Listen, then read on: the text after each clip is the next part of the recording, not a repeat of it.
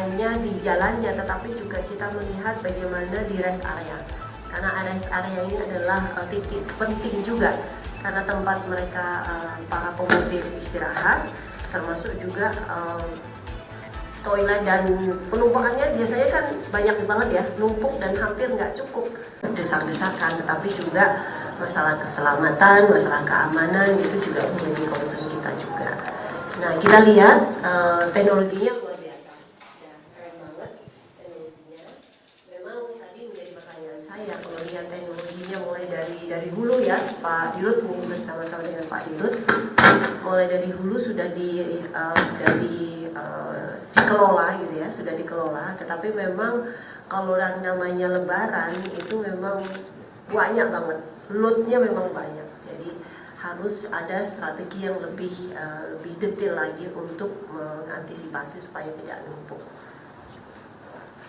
Begitu. Hasil pemantauan sementara ini kan berarti yang dilihat termasuk bad traffic atau seperti apa, dan mungkin update sementara ini Bu yang didapatkan dari komisi sendiri, mungkin berapa banyak kendaraan yang sudah meninggalkan wilayah Jakarta dan sekitarnya, mungkin Bu, atau seperti apa itu? Kalau kita lihat tadi hari ini sudah mulai one way ya, beberapa parsial gitu ya, parsial masih one way. Tadi kalau kita lihat tadi baru kita lihat itu di gerbang Cikampek sudah satu jalur, satu arah, semuanya ke arah Jawa semua.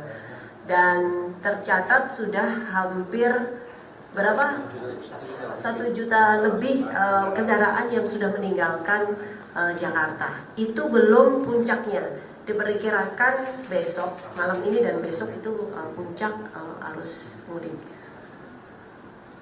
Begitu. 2 juta lebih, 2 juta lebih. Semoga aman. Mudah-mudahan aman. Ini tidak hanya di jalannya, tetapi juga kita melihat bagaimana di rest area.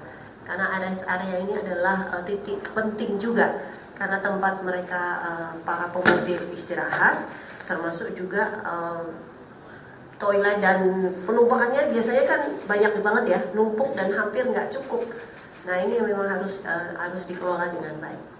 Begitu? Cukup?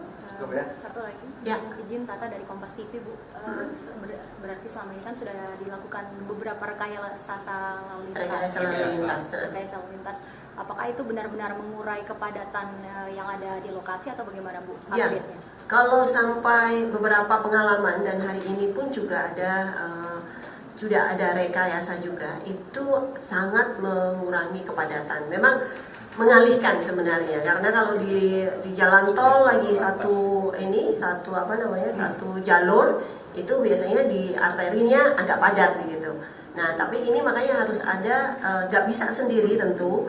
Jasa Marga memang nggak bisa sendiri, harus ada kerjasama dengan kepolisian, dengan perhubungan, harus ada kerjasama yang sangat dengan pemerintah daerah juga, karena kan sepanjang Trans Jawa itu kan banyak juga yang berdampak.